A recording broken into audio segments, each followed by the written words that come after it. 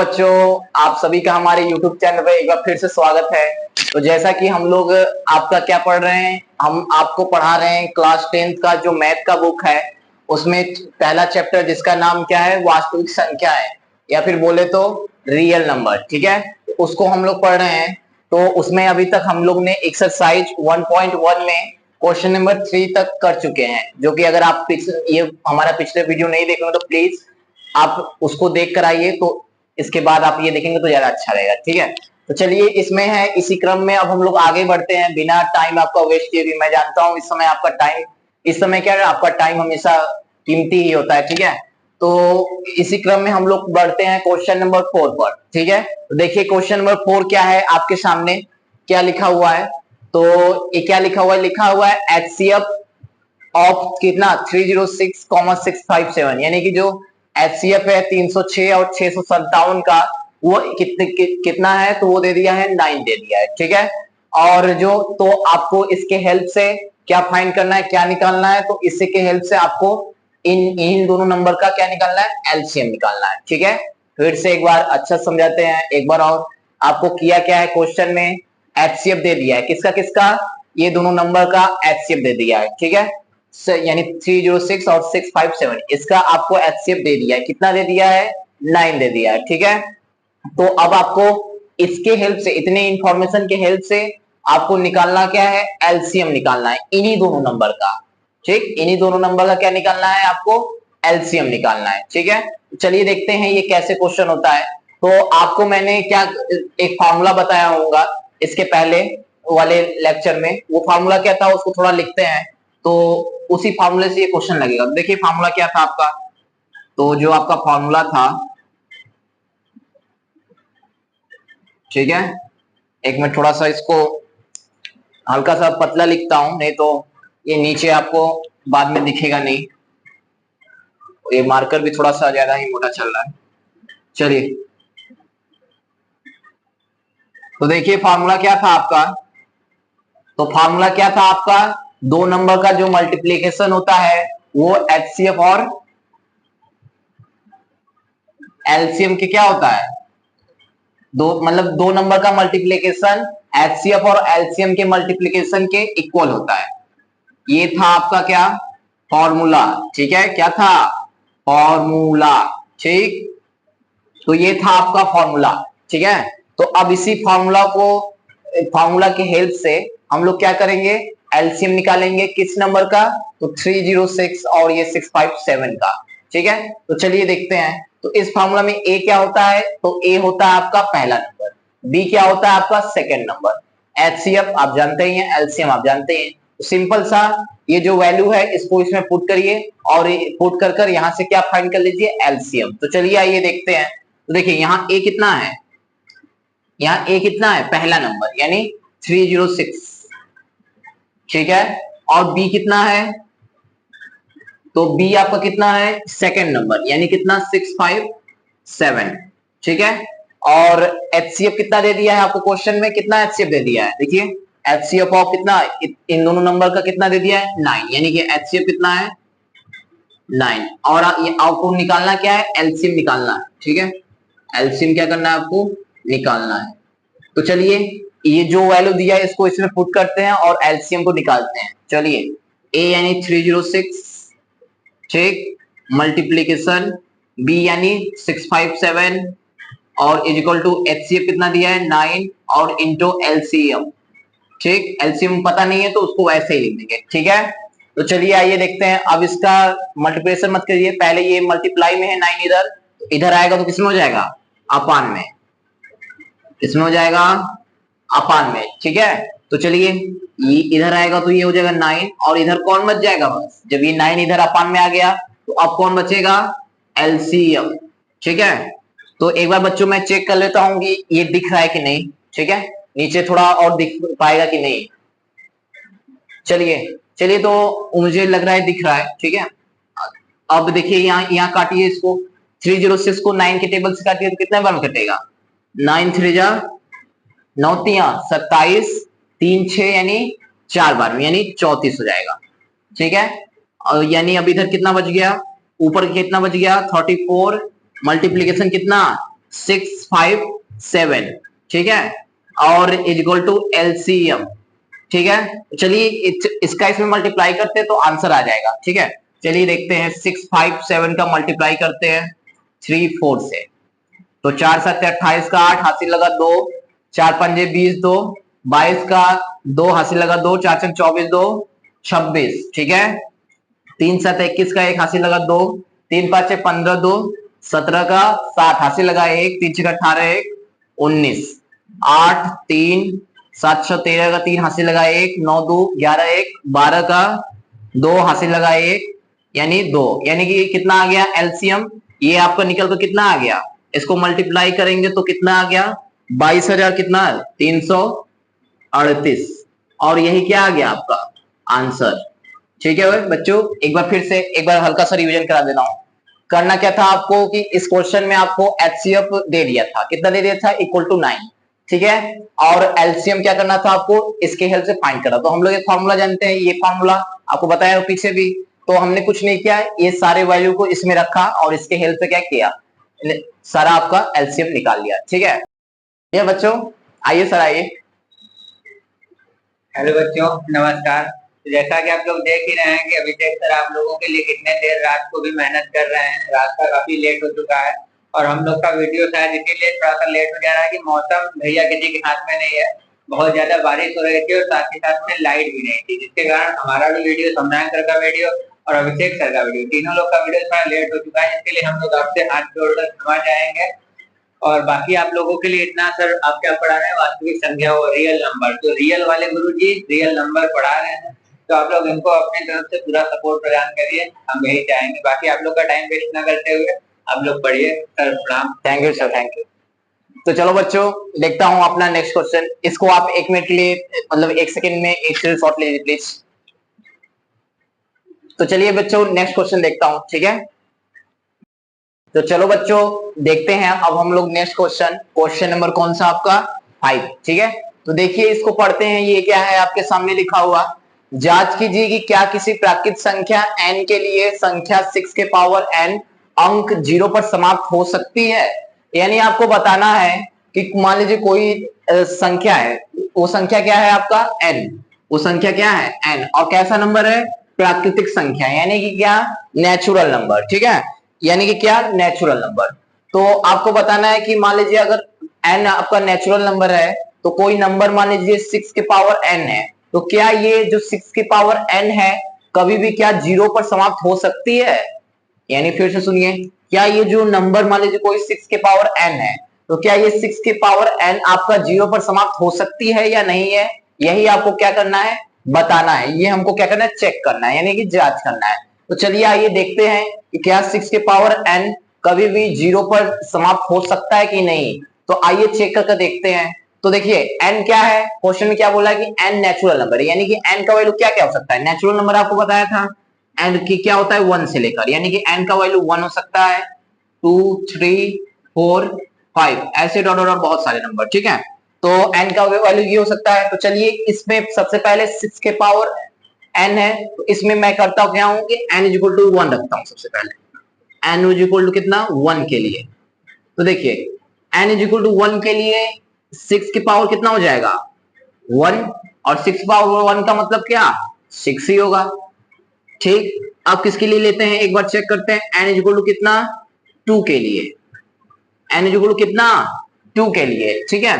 तो चलिए इसके लिए देखते हैं, तो इसके लिए क्या हो जाएगा, तो इसके लिए आपका हो जाएगा आपका 6 के पावर 2, यानी 6 का स्क्वायर कितना आ जाएगा 36, ठीक है। अब ऐसे ही अब आगे किसके लिए करें, n इज इक्वल टू 3 रखिए एक बार, n इज इक्वल टू 3 के लिए, तो n इज इक्वल टू 3 के लिए लेंगे तो कितना हो जाएगा 6 के पावर यानी 3, और 6 का क्यूब कितना होता है 2 2 जा सॉरी 6 जा 36, और 36 से जा कितना 216, ठीक है। तो यानी 6 का क्यूब कितना है 216। अब ऐसे ही आप करते जाएंगे 6 के पावर 6 के 4 6 के पावर 5, तो होगा क्या ये ऐसे ही क्या होता जाएगा, ये आपका ऐसे क्या हो जाएगा एक आपका मतलब आगे आता जाएगा, और सारे डिजिट जो इसका होगा उसका जो लास्ट डिजिट होगा मतलब अंक होगा वो हमेशा क्या आएगा, देखिए इसमें क्या आ रहा है लास्ट डिजिट 6, इसमें भी कितना आया 2 रखे तो 6, 3 रखे फिर भी कितना आया 6, यानी कि जो ये नंबर, ऐसे नंबर जो है 6 के पावर n के फॉर्म का,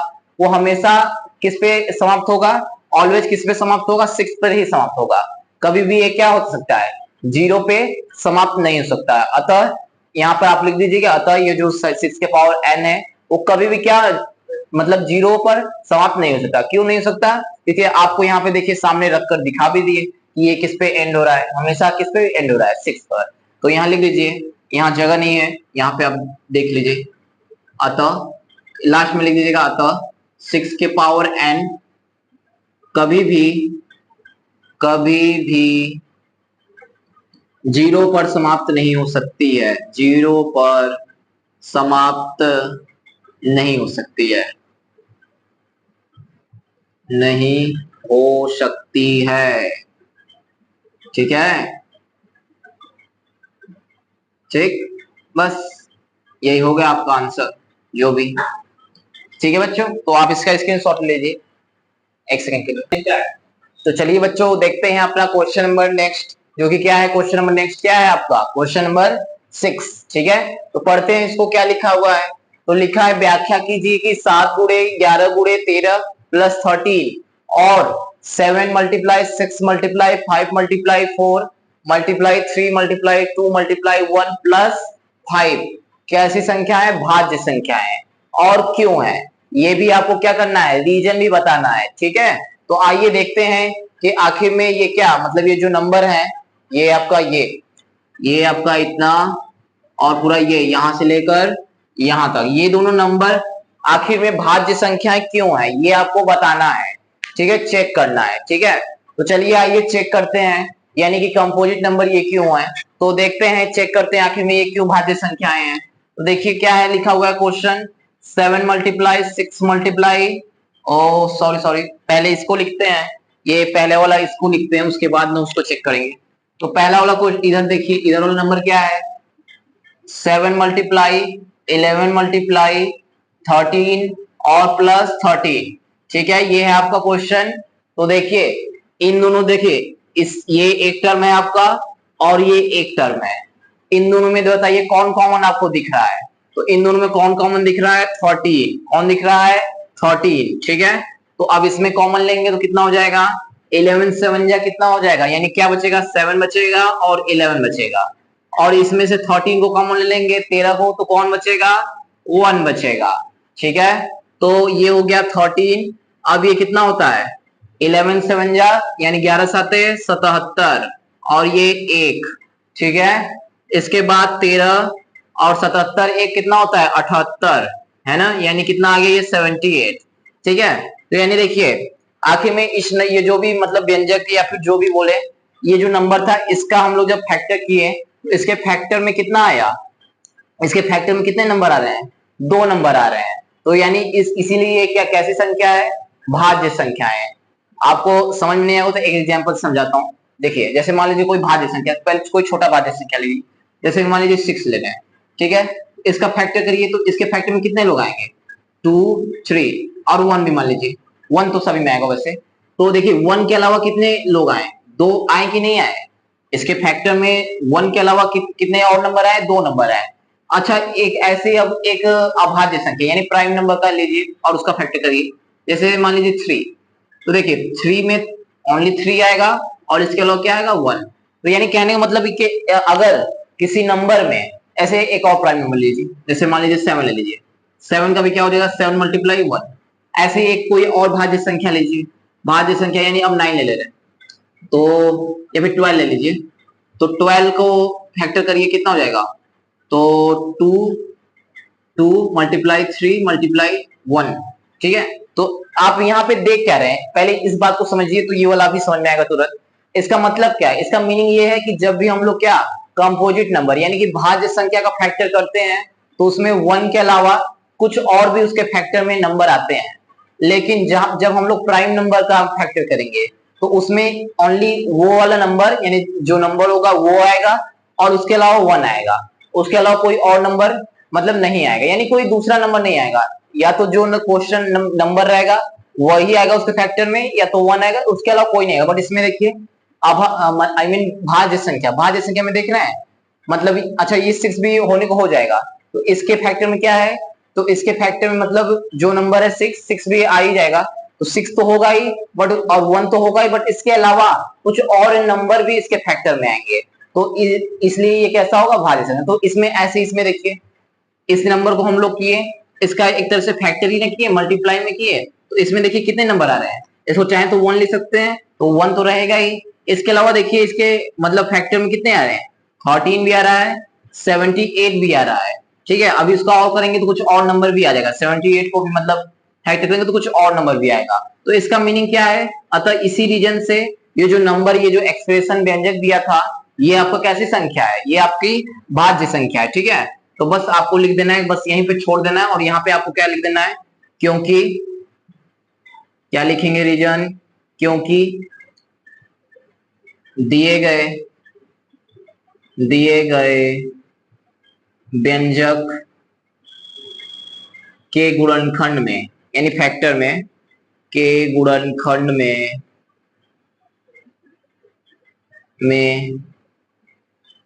एक के अलावा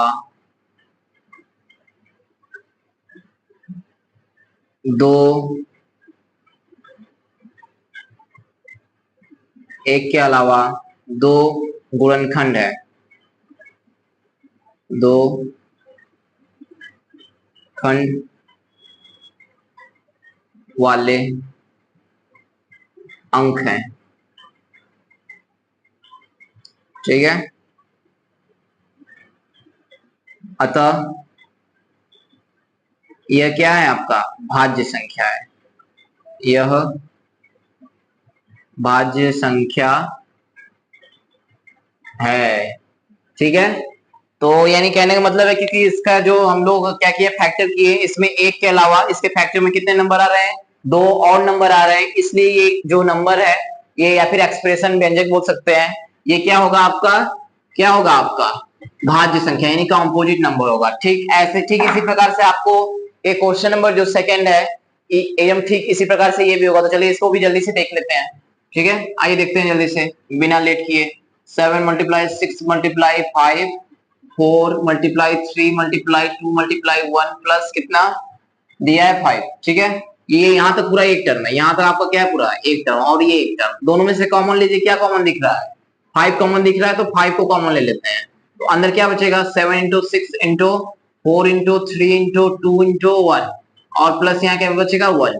ठीक है, चलिए तो इसके अंदर मल्टीप्लाई करिए, कितना हो जाएगा, ये हो जाएगा आपका 2 3 6, और 6 4 के 36, और 36 चौके कितना होता है, 36 चौके कितना होता है, 36 चौके 4 छंग 24 का 4 हासिल लगा 2, 144। ठीक है, फिर से ये 2 एकम 2 3 6 6 24, 24 छके कितना, ओ सॉरी 3 दूनी 6, 6 4 36, और 36 चौके कितना 144, और 44 को 7 में गुणा करिए, तो 7 चौके 28 का 8। ठीक है, और हासिल लगा कितना 2, 7 चौके 28, 2 30 का 0, हासिल लगा कितना 3, 7 एकम 7 3 10, यानी 1000 कितना आ गया, ये इधर ये पूरा टर्म 1008 आ गया, और इसमें प्लस 1, तो यानी कि 5 मल्टीप्लाई कितना, ये हो जाएगा आपका 1009, कितना हो जाएगा 1009 आ गया। तो देखिए सेम जैसे इसमें, इसमें भी देखिए इसका फैक्टर किए, तो इसमें भी कितने, इसके फैक्टर में कितने नंबर आ रहे हैं, 2 नंबर आ रहे हैं, इसीलिए इसी रीजन से ये जो एक्सप्रेशन या व्यंजक दिया है, ये भी आपका क्या होगा, ये भी आपका कैसी संख्या होगी, भाज्य संख्या। ठीक है, यानी इसको भी फिर यही रीजन लिख दीजिएगा, क्योंकि दिए गए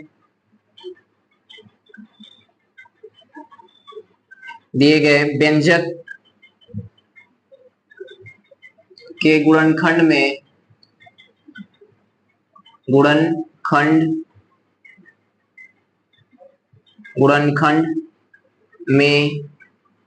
एक के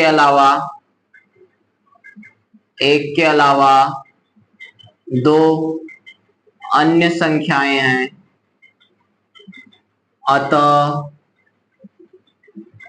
अतः दी गई संख्या दी गई संख्या एक भाज्य संख्या है। तो बस ये आपका ये वाला क्वेश्चन भी आपका खत्म। ठीक है, तो समझ में आया बच्चों? तो ये था आपका कौन सा क्वेश्चन नंबर 6।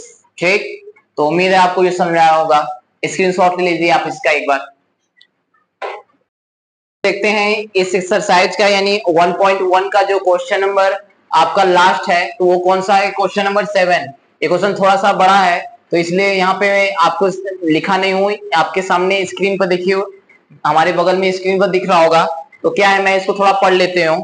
ठीक है, लेता हूँ। देखिए क्या है लिखा है, किसी खेल के मैदान के चारों ओर एक वृत्ताकार पथ है। इस मैदान का एक चक्कर लगाने में सोनिया को 18 मिनट लगते हैं। ठीक है, जबकि इसी मैदान का एक चक्कर लगाने में रवि को कितना मिनट लगता है? 12 मिनट लगता है। मान लीजिए कि दोनों एक ही स्थान और एक ही समय पर चलना प्रारंभ करके एक ही दिशा में आपका कहते हैं चलते हैं, कितने समय बाद वे पुनः प्रारंभिक स्थान पर मिलेंगे? ये आपसे पूछ रहा है। तो देखिए सिंपल सा इस क्वेश्चन में है कुछ नहीं, आपको सिंपल से करना क्या है, ये जो दो नंबर दिया है यानी कि जो सोनिया कितने मिनट चलती है? 18। सोनिया कितने मिनट चलती है?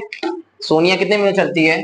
यानी जो सोनिया है, सोनिया द्वारा एक चक्कर लगाने में कितना समय लगता है? एक चक्कर लगाने में लगा समय, तो लगा समय कितना हो जाएगा? ये हो जाएगा आपको कितना? 18 मिनट। ठीक है, ऐसे ही उसके बाद नेक्स्ट आपका क्या था? वो जो आपका रवि था, क्या नाम है उसका? आपका नेक्स्ट क्वेश्चन जो है आपका वो कौन है? रवि है। तो रवि को कितने मिनट लगते हैं? तथा रवि, यहाँ पे डॉट डॉट मैं कर रहा हूं, आप लिख लीजिएगा। ठीक है, तो रवि को जो कितने मिनट लग रहे हैं? वो लग रहा है 12 मिनट। ठीक है, रवि को कितना मिनट लग रहा है? 12 मिनट। तो आपसे पूछ क्या कर रहा है? बोल रहा है कि बताइए कि कितने समय में बाद वे पुनः प्रारंभिक स्थान पर मिलेंगे। यानी जो सोनिया और रवि हैं वो कितने समय बाद दोनों आपस में मतलब पुनः प्रारंभिक स्थान जहां से मतलब स्टार्ट किए थे वहीं पर कितने समय बाद वापस में मतलब आपस में मिलेंगे, ये पूछ रहा है आपसे। तो सिंपल सा कुछ नहीं करना है, ये जो जितना भी दोनों लोग मिनट ले रहे हैं इसका आप एलसीएम निकाल लीजिए, आपका आंसर आ जाएगा। ठीक है, तो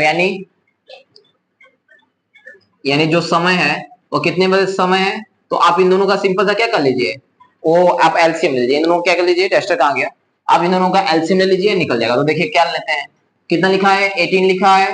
तो 18 को क्या लिख सकते हैं? 2 मल्टीप्लाई 3 मल्टीप्लाई 3। ठीक है, और 12 को क्या लिख सकते हैं? क्या लिख सकते हैं 12 को? 2 मल्टीप्लाई 3 और 2 मल्टीप्लाई 2 मल्टीप्लाई 3। ठीक है, तो इसका एलसीएम कितना हो जाएगा? एलसीएम क्या बताए थे आपको? जो कॉमन होगा वो तो होगा ही, एक पेयर कॉमन हो रहा है तो यानी इसको एक बार, और जो कॉमन यहाँ भी एक पेयर हो रहा है तो इसको भी लिखिए यानी 2, और जो बच जा रहा है उसको भी लिखते हैं यानी कि कौन सा? 3 मल्टीप्लाई 2, ये बच गया यानी कितना? 3 दूनी 6, 3 के 18 दूनी कितना? 36। यही क्या आ गया आपका आंसर। ठीक है, तो उम्मीद है बच्चों आपको ये समझ में आया होगा। तो आज आपका ये जो प्रश्नावली मतलब जो भी एक्सरसाइज 1.1 है क्लास 10th के रियल नंबर का पहले चैप्टर का 1.1, वो आज आपका खत्म होता है। ठीक है बच्चों, उम्मीद है आपको ये समझ में आया होगा। तो अब आज के लिए इतना ही, मिलेंगे आपको नेक्स्ट लेक्चर में। बट प्लीज आप लोग से फिर से एक बार रिक्वेस्ट है कि हमारा अगर आपको जो वीडियो है जो भी लेक्चर है अच्छा लगता है तो प्लीज इसको आप लोग अपने दोस्तों के साथ प्लीज सब्सक्राइब किए। धन्यवाद।